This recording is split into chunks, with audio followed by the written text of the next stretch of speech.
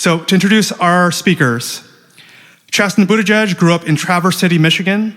He's a teacher, advocate, and husband of former Democratic presidential candidate Pete Buttigieg. Chasten currently lives with Pete, their 2 children, Gus and Penelope, and their 2 rescue dogs, Buddy and Truman, in northern Michigan. I Have Something to Tell You for Young Adults is his 2nd book. In conversation with Chasten tonight, Naomi Ishisaka is the assistant managing editor for diversity and inclusion and the social justice columnist for the Seattle Times. She is a journalist and photographer who focuses on racial justice and racial equity and social justice. So let's hear it. Please join me in welcoming Chasten Buttigieg and Naomi Ishisaka.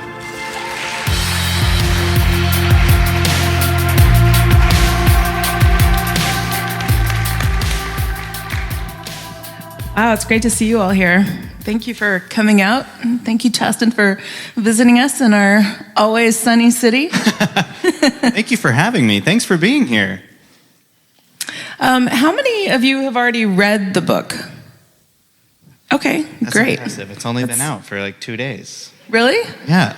Wow, that's great. All right, so you already know, but one of the things that I just wanted to say about it was that I just felt that, one, there was nothing like that when I was growing up.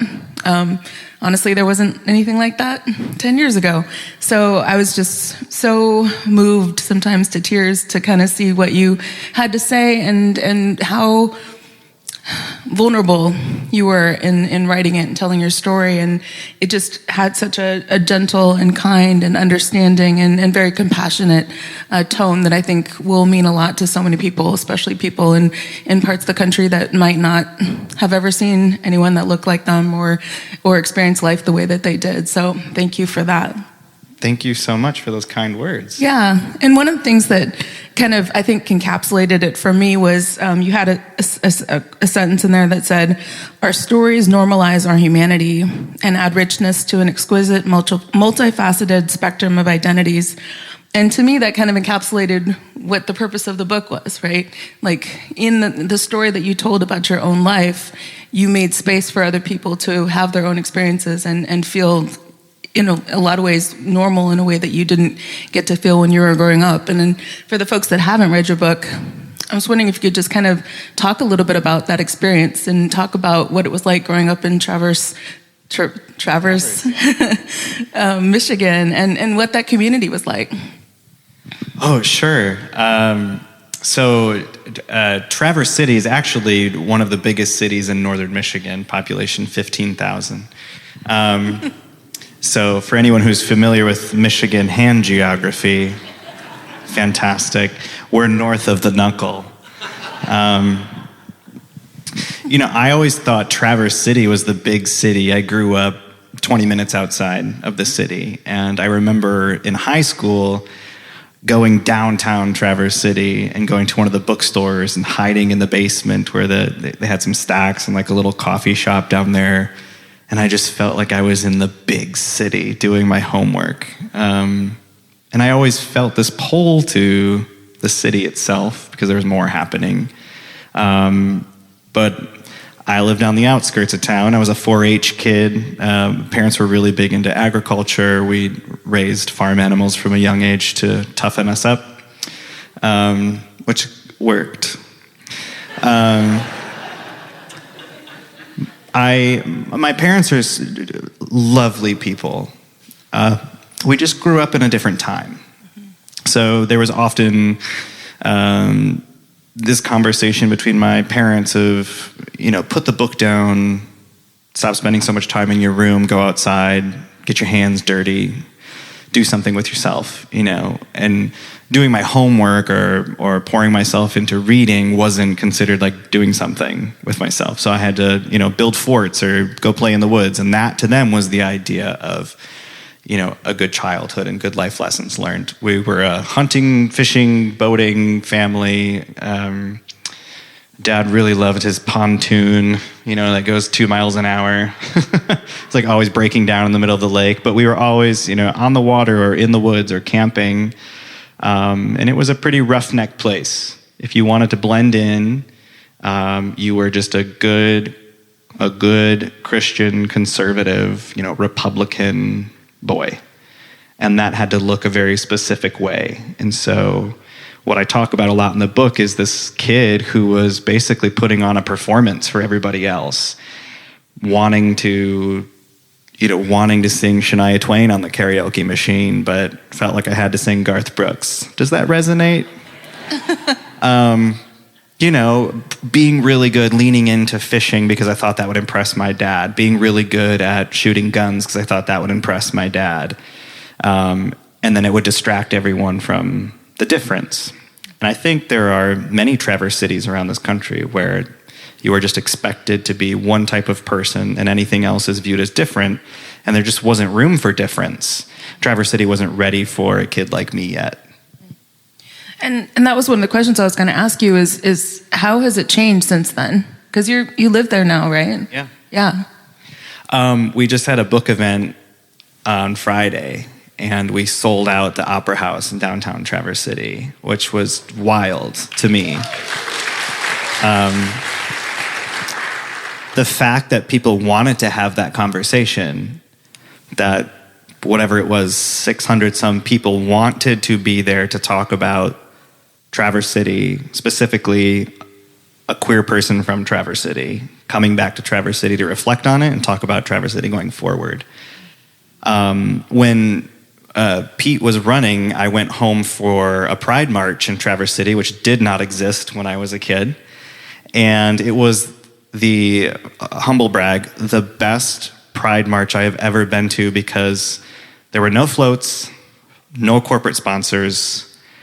It was just thousands of people marching in the street. That's all it was. Just people holding hands and stopping traffic and walking down Front Street in Traverse City, Michigan. And I remember the look on the faces of the diners who were on the sidewalk eating, like, oh my God, what is happening? It's just like, we're here. And it was like the coolest feeling. And I was holding my mom's hand in that march. The woman I thought I had to run away from. Traverse City has just, it has progressed in a way.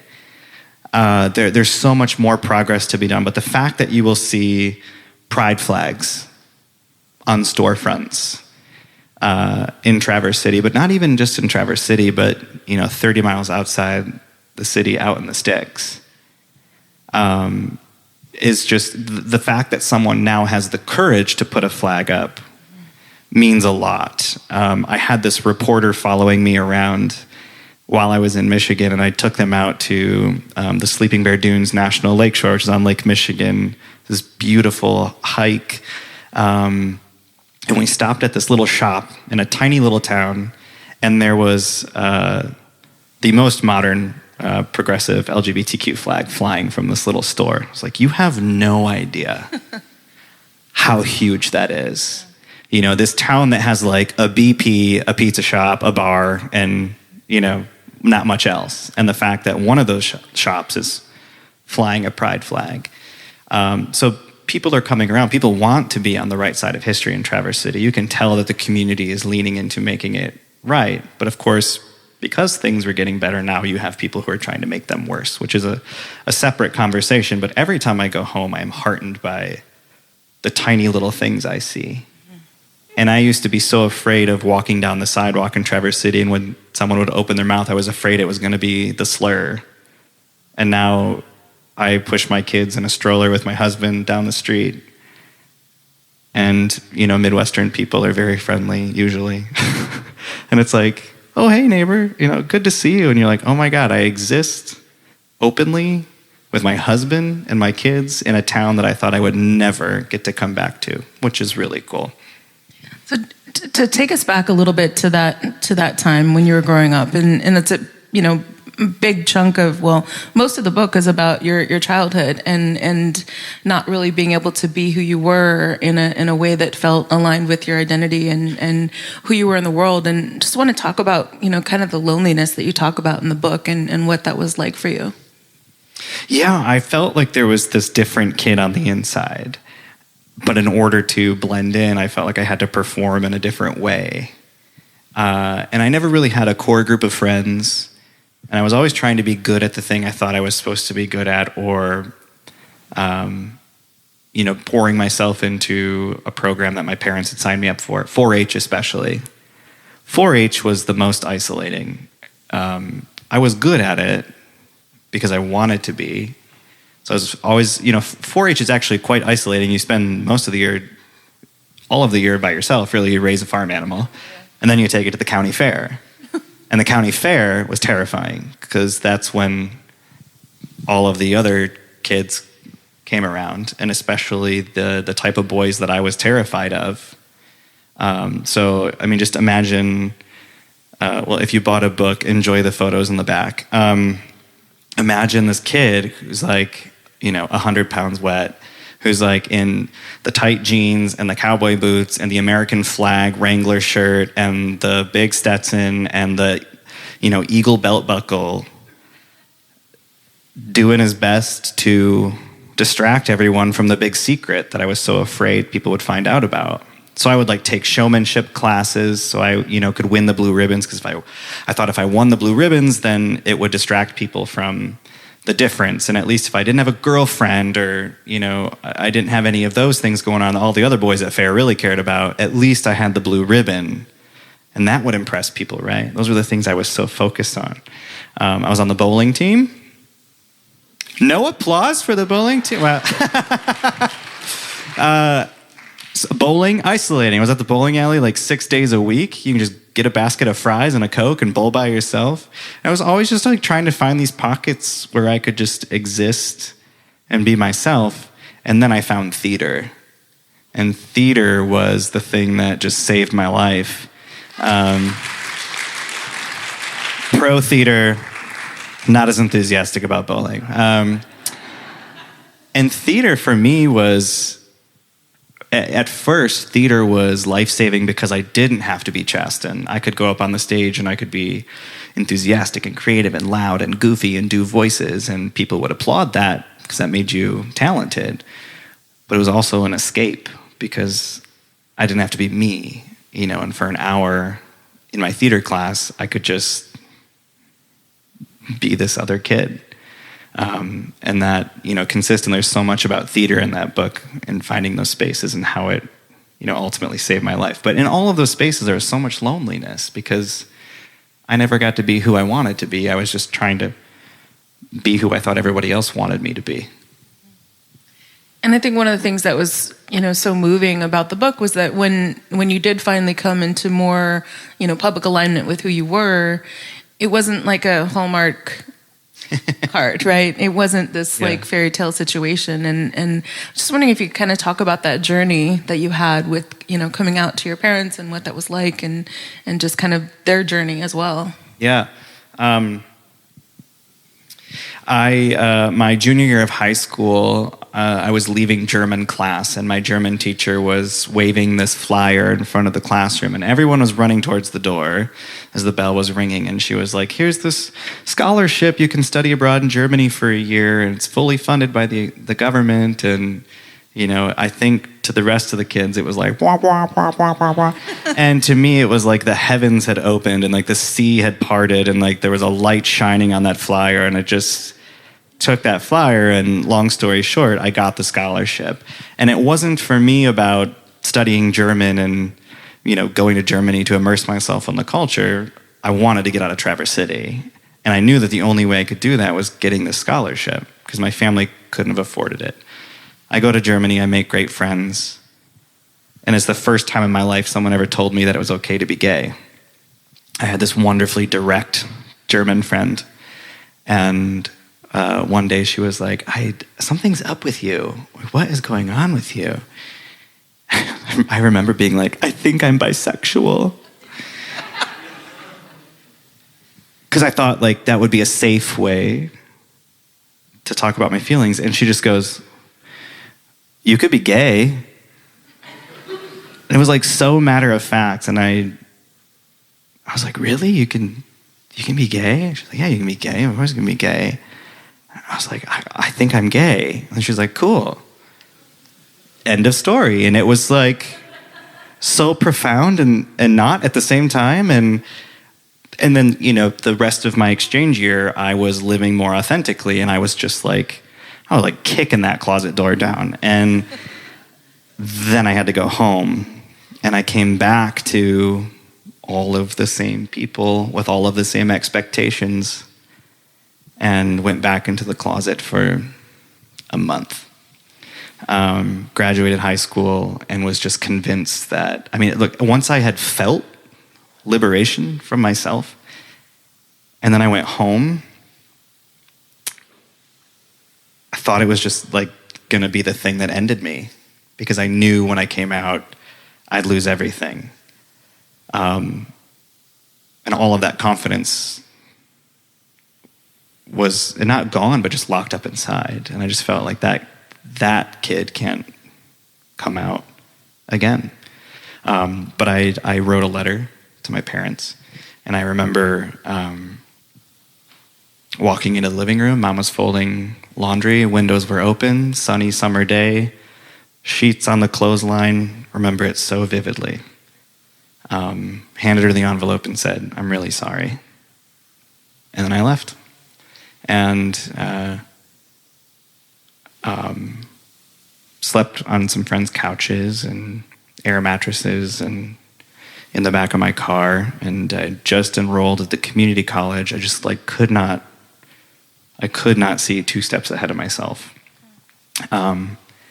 And it wasn't that I was afraid that my parents would say, "No son of mine's gay, get out of my house." It was that I was convinced that I would be the biggest embarrassment to them. They were not hateful people. But my dad owned a small business. My parents were very well known in the community, and I just could not shake the idea that my parents too would lose everything because of me. It would be such an embarrassment. But not to stay down in the trenches too long. One day my mom called.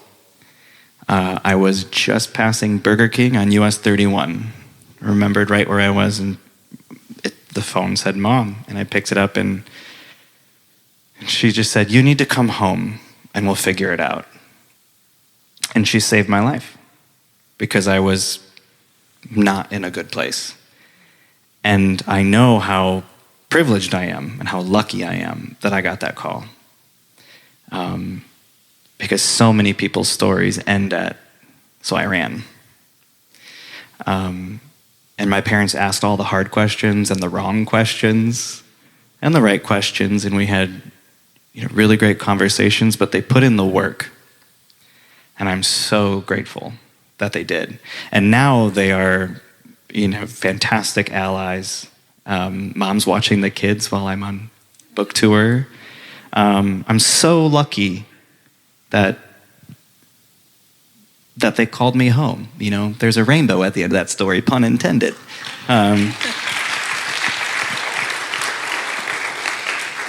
So much of this book is for parents. I wrote it for young adults, but I really hope that parents will read it to empathize not only with what young people might be going through, but to learn about the power that their words and actions have. I have been shouting from the rooftops on this book tour and media tour that parents have to sit down and talk to their kids.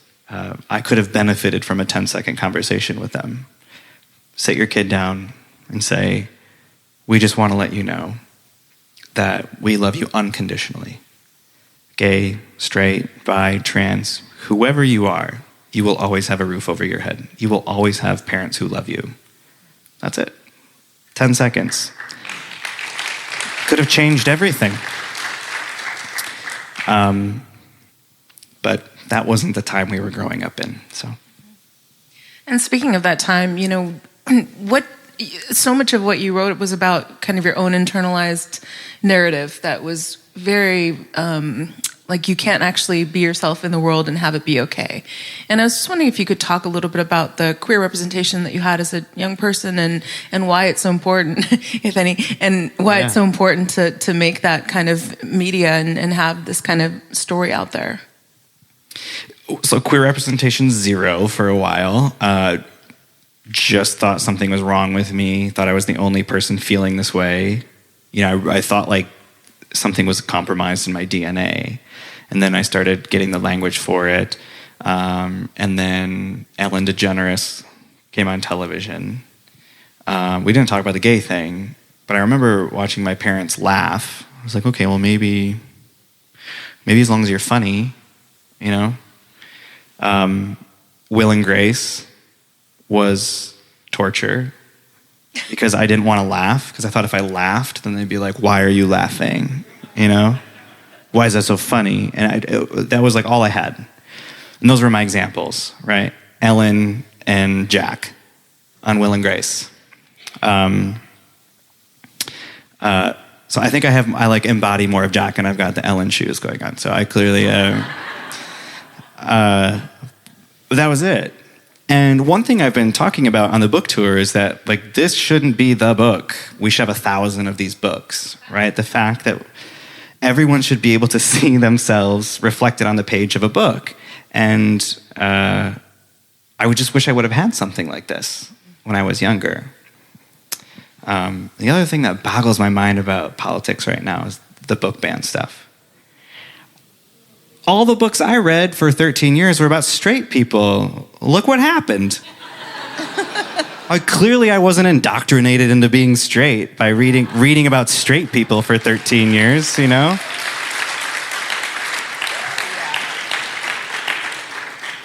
I digress. No, I definitely have some questions about that.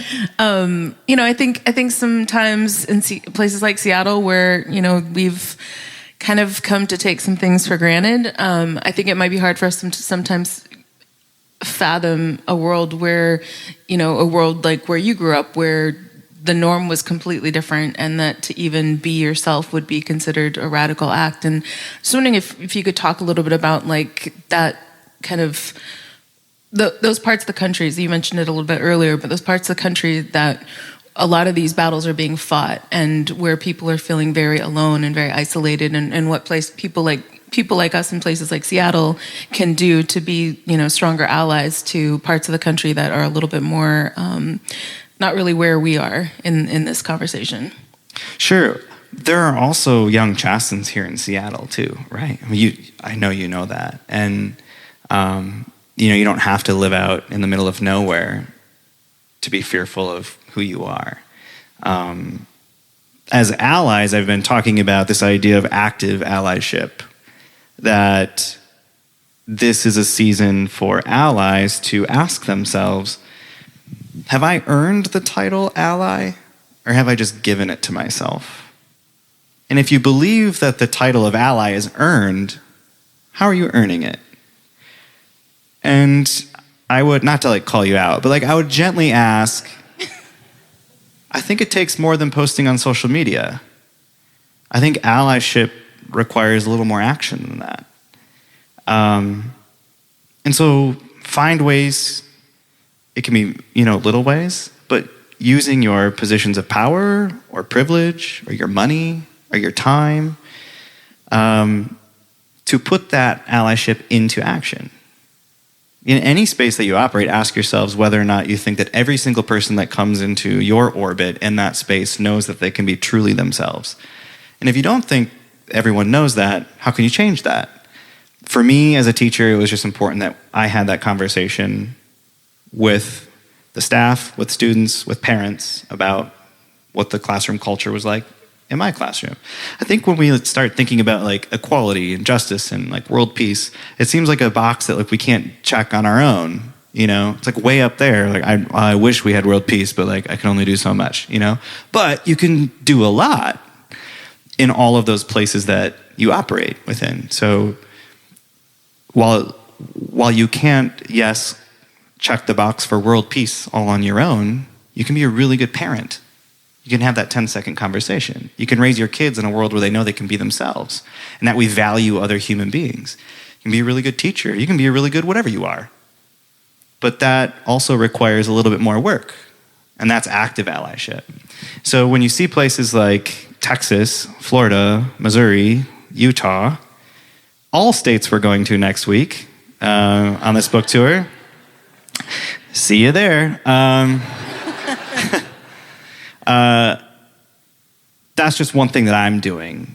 For me, it's like you have this platform, people put microphones in front of you, do the right thing. And that's why I'm going there. But we can all find ways to do the right thing, and whoever we are, whatever we do. Pay attention, though. I think allyship requires a little bit more work right now, and sometimes that's like brushing up on what's going on. And when you have over 400 bills across this country attacking LGBTQ people, specifically young, vulnerable trans kids, you got to use your voice and your power, your privilege, your money, all of those things. Send some money their way, but find ways. Just think about the ways in which you can be helpful and then put it into action. There are a lot of people doing really good work on the ground in those states. There are also people doing really good work on the ground here in Seattle. Some of our friends from Lambert House are here tonight. If you're familiar with Lambert House here in Seattle, the oldest 501c3 in America. Is that correct?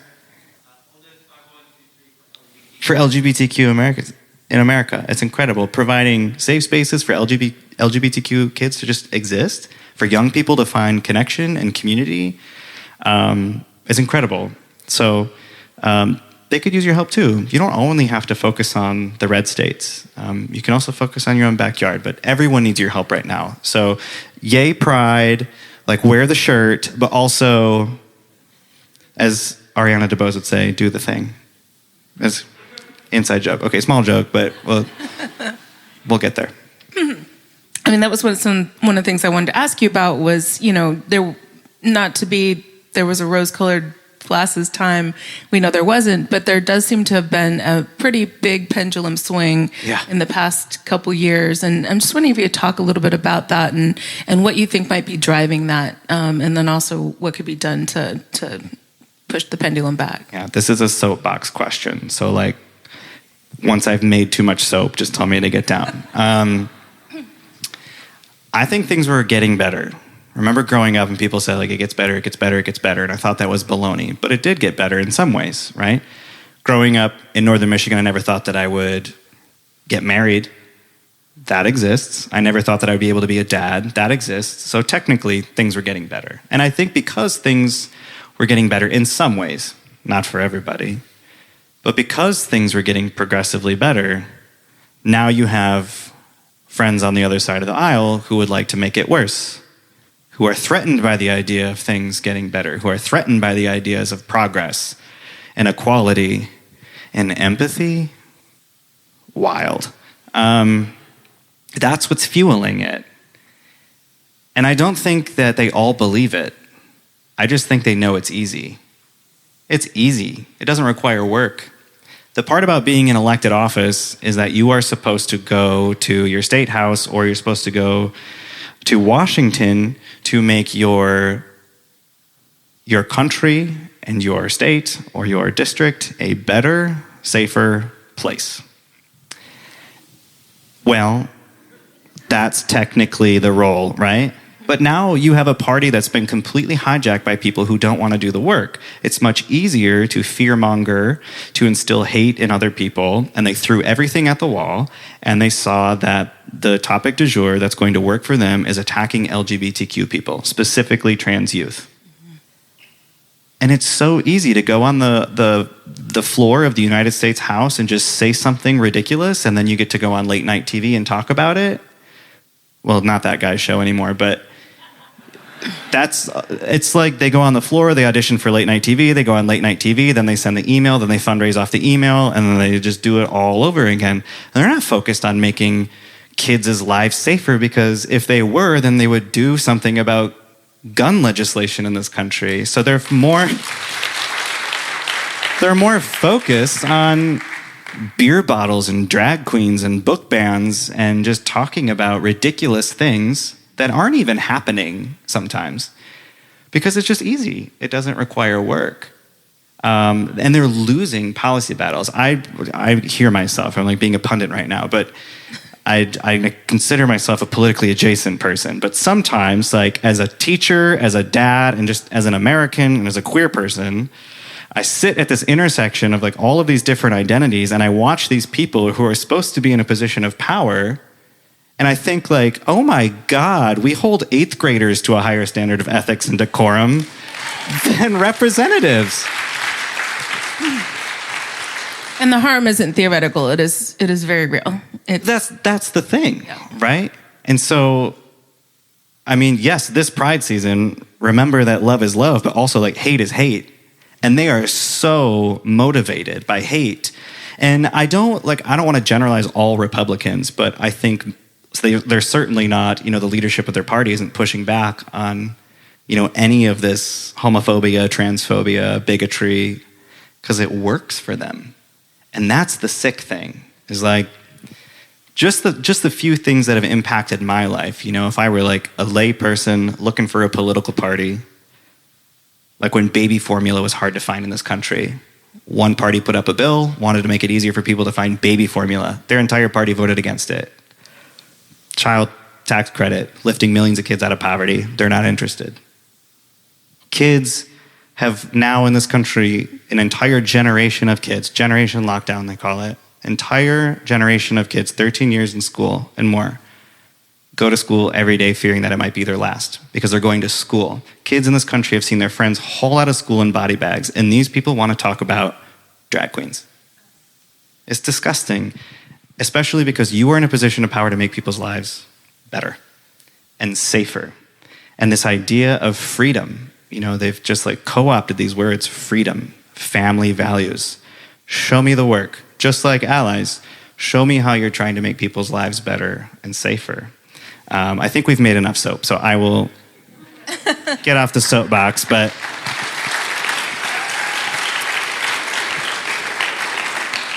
just out of curiosity, has anyone come after your book? I know it just came out, but... Yeah, the thing about the book is I taught 8th grade. Like, it's a completely age-appropriate book. So if it gets banned or people have a problem with it, I think that's just politics. Everyone keeps telling me, like, give it time. Like, that's not comforting, Like, it'll be banned, just give it time. Like, that, I don't want it to be banned. I want it to be in the hands of, every person who could use it. And so many of these books that are being banned, they're just being banned because they feature queer characters. Like the penguins. Or penguins. I was just going to say, like, penguins! It's unreal. Like, the thing that I've been... Here, I'll bring the soapbox back and just, like, put it back. The thing about book bans is that I think most of us in this room read a story in middle school about a 14-year-old and a 15-year-old who fell in love and then in one day, and then they got married, and then they consummated that marriage off stage, and then they killed themselves out of love. Do you remember Romeo and Juliet? Nobody had a problem with that.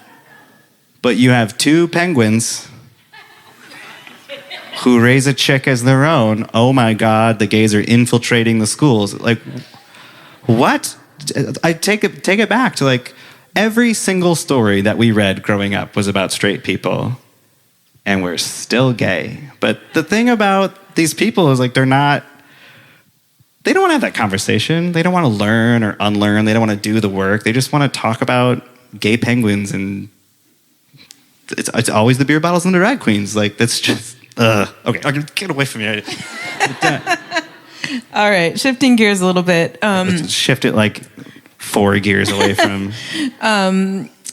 What have been some of the most memorable interactions that you had so far on this tour? I am still not very good at receiving feedback about my existence. Like, the fact that I exist means something to somebody. It's really jarring. It's more jarring than, like, when someone is, like, mean to me online, because it's like,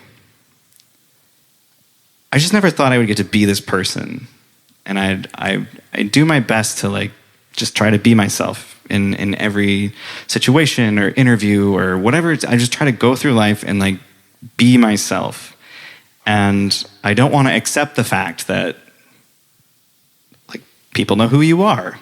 Like, people bought tickets to come hear me speak, which is weird to me. And when someone comes up to you in the store and is like, seeing you gave me the confidence to come out, or a parent says, like, I have a gay kid, and watching everything that you do means so much. It's just so heartening and humbling, and everywhere we go, I get to have one of those interactions, and it humbles me, and it reminds me of how important it is to get this moment right, and to do the right work, and to be on the right side of history. Because like we talked about earlier, that kid, so many times that kid just didn't think he was going to make it, And now I get to be this person who gets to tell other kids that it gets better. And that's pretty cool, Parents, especially parents who are trying so hard. I've met so many parents who are so hard on themselves. They say, my kid is gay, or my kid recently came out. What do I do? And it's like, you love them. That's a miracle. Not everyone gets that, It's really, that's the best part about this job, getting to be this person. That's great.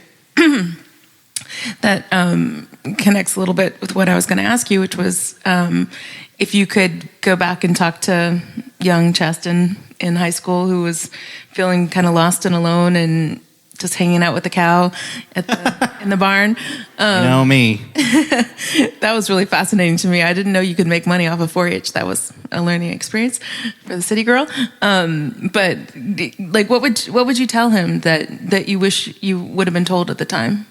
Yeah, I loved writing the epilogue, because the epilogue, I know there are 4 people who've already read it. The whole epilogue is the conversation I wish I could have with younger me, and traveling back in time, and what I would want to say to that kid. And it's what I want to say to every young person, in this country, that I just wish I could have tell him, stop caring so much about what other people think about you. Because there's going to come a day when you are going to run into one of these people in Target, and you're going to talk to them for 15 minutes and have no idea who they are. Which happened. You are not defined by these people's opinions of you, and you're not defined by your surroundings. And I wish that kid could just lean into all the things that made him unique and different, rather than focusing on, sitting at the right lunch table and wearing the right thing and saying the right thing and doing the right thing. Because I feel like when we all lean into the things that make us unique and different, that's when we unlock our real power. And for anyone who has come out, for anyone who has been able to come out of the closet, I think we all share that same sense of awakening. They're like, this is who I was meant to be. I can't believe I ever hid this person from the world, because I feel so much more myself. And I just wanted that kid to feel that way. He just hated himself for 18 years. And I wish he could have just experienced life so differently and gone through life by loving himself and knowing that all of the things that made him different were all of the things that made him beautiful. But then I also write in the epilogue that I feel like if I went back in time, you probably wouldn't believe me, because he was a sassy little thing. So he would have been like, I don't believe in ghosts. Please leave me alone. That's great. So I think we're going to open it up to questions. Oh, cool. So, Claire, did you want to demonstrate? Hi. I'm here at the microphone that you can line up in this aisle here to ask your question if you've got one. We've also got a QR code that you can scan. If we could pop that up on the screen, that would be ideal. There it is. So feel free to scan that QR code if you're a little mic shy. Maybe you don't want to ask your question up here, but... Other than that, I think we've got one question stored in the virtual universe, so we can start with that. I do. Great. And so the first question we got from our beautiful QR code was that the last 2 years there have been an increase in book bans and censorship from the right, banning authors like Morrison and Kobabe. I think, not sure. And the left censoring Dr. Seuss and Dahl. What are your thoughts on this recent phenomenon as an author whose book may be on a banned list? Yeah, I feel like we sort of, I mean, I don't want to go back on the soapbox. I know time is limited. I think it's just, like I said, there's so many people in positions of power who don't want to do the work. And part of being in that position means that you should roll up your sleeves and put your listening ears on, like our teachers used to tell us. When you have questions about something or fears about something, especially when you're the adult in the room, you should try to learn before you speak. And so many of these people are so eager to jump into a culture war because right now it's the hot thing to do. Jump on Twitter, say something ridiculous, raise money off of it. And I have benefited so greatly from other advocates and other people who share their experiences with me. Because when I first have questions, it's so important for me to listen, specifically with transgender Americans. When you're in a position of privilege and power, and you have questions about what it's like to be a trans person in this country, you should stop, shut your mouth, and listen. And right now, so many of these adults aren't interested in doing that because they don't care. And that's the thing that I think hurts the most, is that we grow up with this sense of like democracy and freedom and these big white buildings that people go into these halls of justice and power, and they're supposed to improve our lives and make us a safer and better country. And right now, the thing that they do the most of is attack other people. They tell us everything they're against, nothing, not what they're for. And they're against kids. And, I'll be okay, but I'm not, I'm worried about other young people, especially in vulnerable areas of this country who might not have as many people holding them up. It's always easier to hold on when you have other people holding on to you. But man, when you're in a position of power, people listen to what you have to say. And sometimes kids, they hold on to that. They listen. And as we know, 40% of the kids who are sleeping on the streets tonight identify as LGBTQ. The statistics are so alarming. 1 in 2 trans kids in this country will attempt to take their life. And if those statistics don't call you to action, but they call you to the culture war, you're on the other side of history, man. That's sad. So we in this room have so much opportunity. We have a tremendous opportunity to get it right and inspire other people to do the same. Like we talked about earlier, in small ways and in big ways. But doesn't it feel nice to know that you're on the right side of history? That's pretty cool. And I think, my way of dealing with these issues is I've never believed that the best way to convince other people of my position is to beat them over the head with a 2x4. I just keep putting the 2x4s down and I build a bridge that hopefully they can cross one day and get to the right side of history. And some people don't want to carry the 2x4s, and some people don't want to build a bridge, and that's okay. Especially young trans people. We shouldn't expect them to build the bridge. So that means we have to build the bridge together. And I think we can. And I think, especially traveling this country on the book tour. Did I turn it on? Okay, good. I hit a button. There's so many good people in this country. You just don't hear about them because that's not the thing you want to talk about on the nightly news. There are millions and millions and millions of good people in this country who want to do the right thing. So just know that you're part of that. And, if the book is banned, so be it. That's politics, but we'll cross that bridge, different bridge, when we get there. We're getting a ton of great questions. I'll try to be faster. I'm sorry. No, it's fine. It's great. A ton of great questions on our QR code. And before we go to our audience member, just want to ask you a burning question for many people. What animals did you raise in 4-H? Oh, started with a goat. His name was Lucky, and then moved up to dairy feeders, which are the young black and white cows, and then steers, the big guys with horns, but they burn them off before the fair. and those are the ones that you're eating steak from.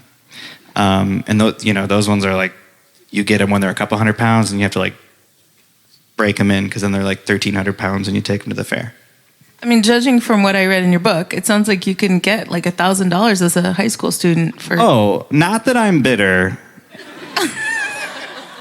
The market was bad when I was in high school, so you were lucky to get like $1 a pound and break even on the project. But there were 1,000 pounds, right? Like the steers? I went to the fair last year, and there were kids getting $10 a pound. Oh, sorry. Inflation. On a 1,300. Okay, so when I was at the fair, it was like a dirt patch with a fence, old barns, chain your cow up to the fence kind of thing.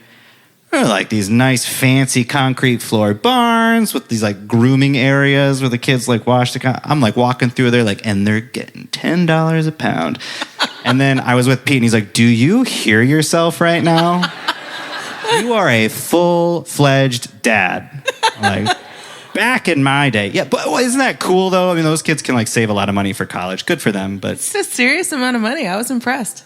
Oh, yeah. And then don't get me started on the kids who raise pigs, and they don't have to break in a steer, and they just, like, beat a pig around for a while, and they auction it off, and they're like, give me my money,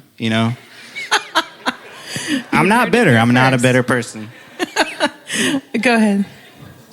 I'd like to ask you to describe a little bit about a day in your 8th grade classroom and whether your radar is on in terms of being a sort of role model or someone one of your students would find easy to ask a question.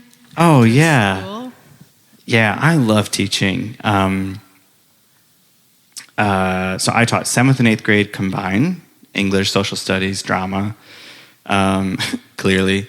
That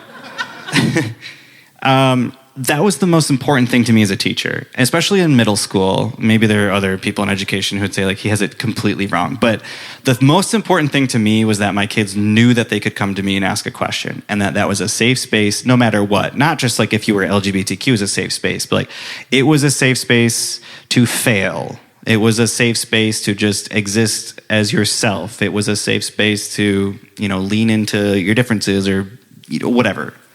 That like in this classroom, those things were good. And I just had a student email me the other week who is now in college, which is disgusting. And I remember this student because they weren't at the appropriate reading level when they came into my 7th grade class. And when they left my class, they were exceeding in reading, which is pretty cool. But they did not take tests very well. And I was lucky to have an administration that supported me inserting as much creative curriculum as possible. And so I remember doing this project with them, and they were not achieving the standards of the project that we were doing in class. And so I said, they were so musically gifted, brilliant on the piano. And I was like, if you can write a song about the Constitutional Convention on the piano and sing me through the main points of the project, then I'll pass you. And they did. And they remembered that. Which was really cool. They remember just having a teacher who wanted to see them succeed and wanted to make it so that they could. And that was just always so important to me, especially in middle school, where like they're probably going to forget most of what I taught them anyway because they're so obsessed with like what everyone else is thinking and all that stuff. But the fact that they emailed to say hi and they remembered that was really cool. I think that so much of being a teacher isn't just about the curriculum. It's just about being the role model. And I missed that, but I feel like this is an opportunity to be that teacher as well. Thank you. I'm gonna merge a couple parenthood questions.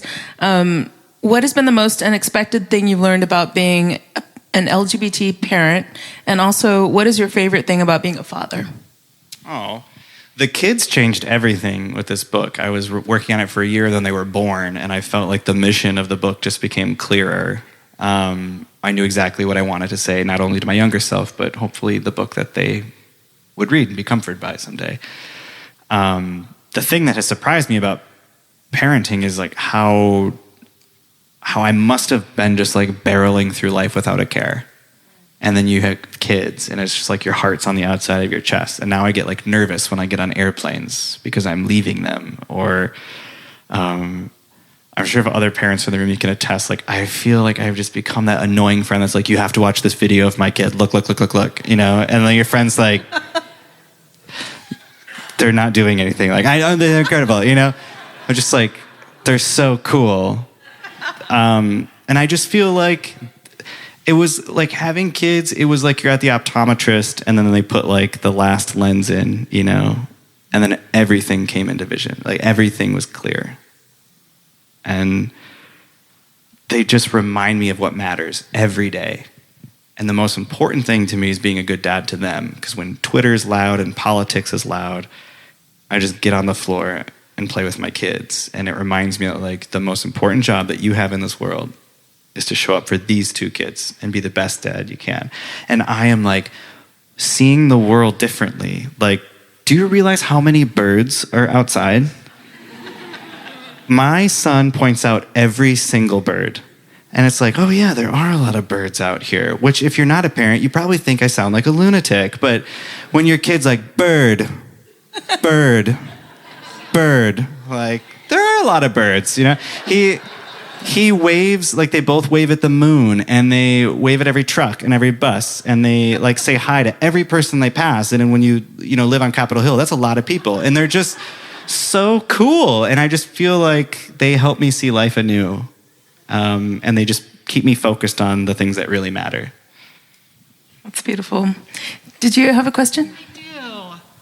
And you came to the mic. Congratulations. Right. So I am a person whose identities are both autistic and queer.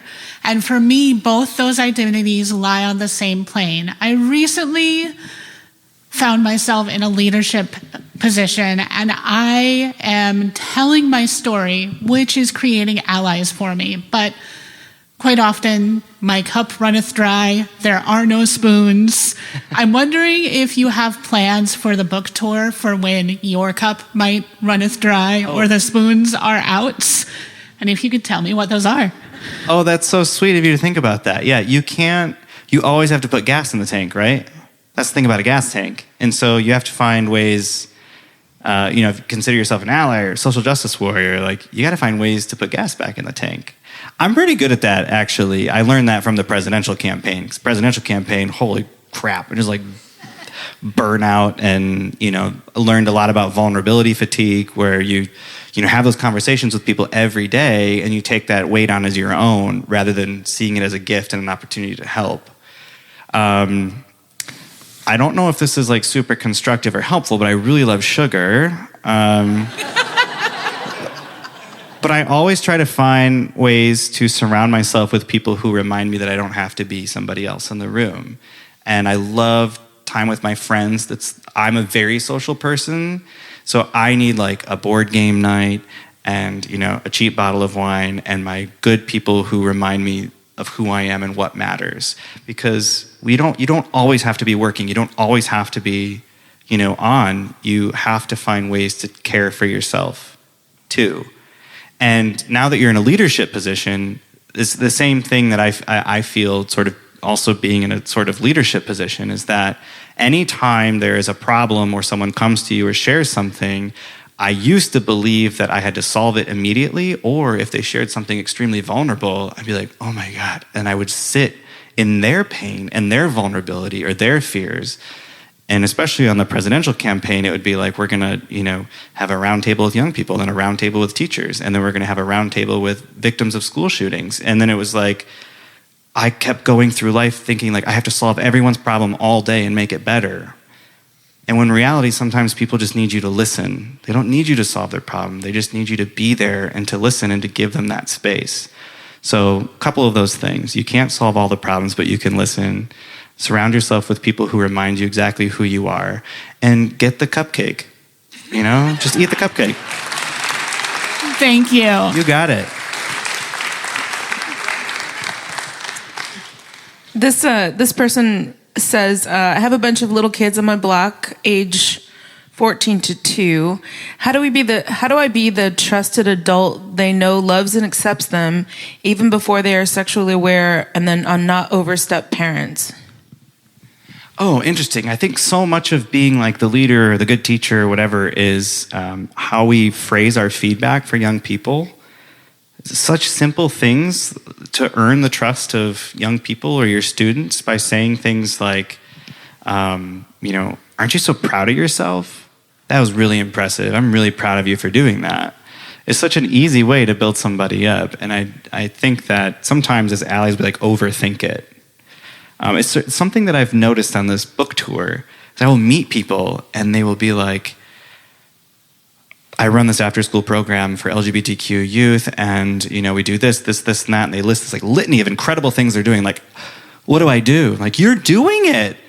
You're doing it. That's the really good work. So just to be the trusted ally or the teacher is, using that language that just reminds people that you're proud of them or you're there for them, and modeling that behavior as well. It's not just the words, but modeling that you will actually show up for them or applaud them or listen to them.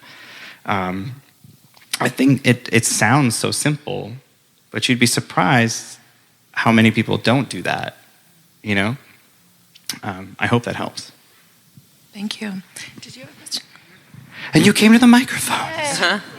Okay, well, oh my gosh, I did not know you were a theater kid. I just came here straight from drama class, so this is great. Incredible. Yeah. Snaps for drama. So I guess I just want to hear more about that. Do you have a nice community there in drama, or do you have any, others who in the drama community who are accepting or out and stuff like that? And you probably know that it's very the drama community in general can be a very progressive and accepting community. Yeah. And do you think there should be more spaces like that? Oh, 100%. I think every kid deserves access to theater education or just arts education in general. I scream that from the mountaintops. It's we are not, we're not teaching robots, we're teaching humans. And in order to teach a human, I think we should teach humans empathy and creativity and problem solving and teamwork. And I learned all of those things in theater. The theater saved my life. That's where I found my people, and my husband knows that because my theater friends come over and he can only do it for an hour, and then he's we can keep a bit going on, for an hour, and those are the friends I was talking about surrounding myself with.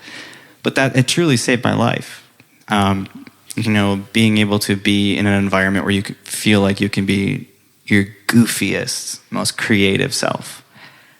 Was life-changing for me. I obviously don't get to do it much anymore, but I'm also on stage. So I remember when we were on the presidential campaign, and I remember sitting in this TV interview, and they were like, what prepared you for this moment? And I was like, well, I have a degree in theater. I mean, I'm a theater kid. I can do anything. See, you applaud. I remember this journalist, Naomi, tell me what you think of this. I remember saying that, and they were like, it's I'm serious. It prepared me for so many things, improvisation, how to anticipate incoming and yes-anding and building off of other people. And I'm just so glad I found it. And then when I was on that bumpy path in college, it's the thing I ultimately went back to because it made me feel so alive. So I want every kid to have that opportunity. We should drama class for everybody. Drama class for everybody. Okay, I think we have time for one more question. Did you have a question? Oh, no. I do. It's great to see you. Hi. I have a family member who is transsexual, and she knows so much. I said, man, it's hard. He knows so much more about, sexual identity and gender identity and those terms. And I think as a straight person, we don't have to deal with all that. And I think he is more sophisticated sexually, or with those terms. Maybe that's not maybe that's part of sexuality, but not all of it. But I don't know if you've run into that, or if you think there is I don't know if you see it as a problem in society, or. Oh, well, thanks for loving that person, by the way.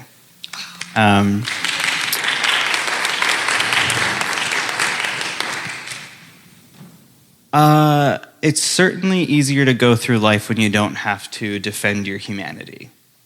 So when you are part of the LGBTQ community, for anyone who's part of the acronym, you come into contact with that reality that some people in this world, it is just a known fact, aren't going to like the fact that you exist. So of course you have to start finding ways to explain your humanity to other people, your lived experience to other people, and the reasons why you should deserve to exist openly and safely amongst everyone else. It sounds like the young person in your life just knows who they are. And it's pretty cool that one, it's a gift if that person has trusted you with that information. That's one thing I have found on the book tour is when parents are like eating themselves alive, trying to figure out how to be a better ally. There's always work to be done, but it's such a gift. If your kid trusts you, if your kid comes to you and if they come out to you or shares that information with you, that means they trust you. You've done something right as an adult. If they're not running away from you or asking for forgiveness, that means you have done something right. I think you will just find that person in your life has been probably longing for a very long time to feel the light and the love of acceptance in the world and to walk through life not having to wonder if the people around them will love them and accept them. So maybe that doesn't answer everything you were asking about, but I also think it's an opportunity, right now is an opportunity for straight people specifically, and not to call out the straights. But I'm very cautious to generalize because everyone's lived experience is so different, and we live in a very intersectional world. But if you haven't really had to go through life defending your humanity, if you're like sitting on an airplane, like I was one day, and someone sees your wedding ring and is like, how long have you been married to your wife? I'm like, who asks that question? Like, well, how is that the icebreaker? But, then you have to come out. I have to come out in the middle of my flight, and I'm just trying to enjoy my ginger ale, I don't know if I don't think most straight people have that kind of experience where you have to all of a sudden be like, is it okay to say it's my husband and not my wife? And like, well, this person, there's like 3 hours left in this flight, and so I don't want it to be awkward, but to like live that experience repeatedly. It can be difficult, and for straight people to empathize with that and understand that. I hope this is helpful for straight people as well, to empathize with what young people might be going through and thinking about how they navigate the world and the different lenses they see the world through. But let's just end on the fact, I think it really is remarkable as someone who never thought that they would have family again. If you have someone in your life who trusts you, or you're still figuring it out, the fact that you're there is enough. Then keep asking the questions, keep doing the work. And when you mess up, apologize and keep going. And keep asking the questions. And then you'll mess up and you'll apologize and you keep going. And you'll find that it gets easier and easier. And when you receive feedback that makes you feel defensive, accept it as a gift. Because that person is not saying, I hate you. They're saying, I want you to love me and I want you to be a better ally. And I'm willing to do the work too. I know we're running over on time.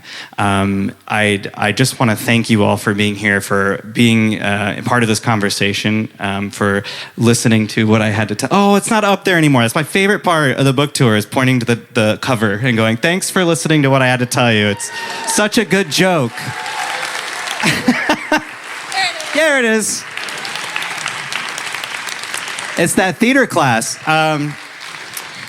Thank you for being here. If you picked up a copy, thank you so much for picking up a copy. For our friends at Lambert House, I was hoping that maybe in this room tonight, we might be able to donate a couple copies of this book for their library. That would be fantastic. So if anyone would like to do that, I know Elliott Bay is out in the lobby, and they'll just hold on to donated copies. Or if you're willing, put it in a little free library, or offer it up to a library in your neighborhood or someone in your life who could benefit from it. On my website, chastenwrites.com, we're also collecting books for PFLAG and GLSEN.